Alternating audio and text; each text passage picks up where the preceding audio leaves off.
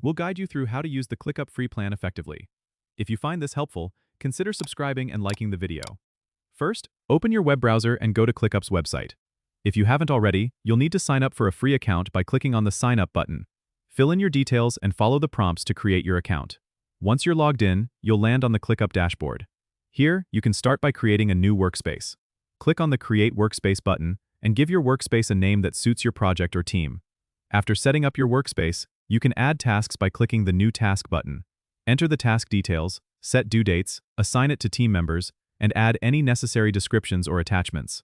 ClickUp allows you to organize your tasks into different views like List, Board, or Calendar, which you can switch between depending on your preference. To do this, use the View options at the top of the task list. You can also add goals and track progress by utilizing the Goals feature. Simply navigate to the Goals section from the sidebar and create a new goal with specific targets. Don't forget to explore the integrations available on ClickUp's free plan. You can connect with tools like Slack, Google Drive, or even your calendar to streamline your workflow.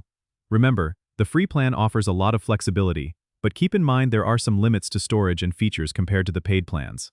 Experiment with ClickUp's features to see how they fit your needs. Don't forget to subscribe and comment if this helped you out.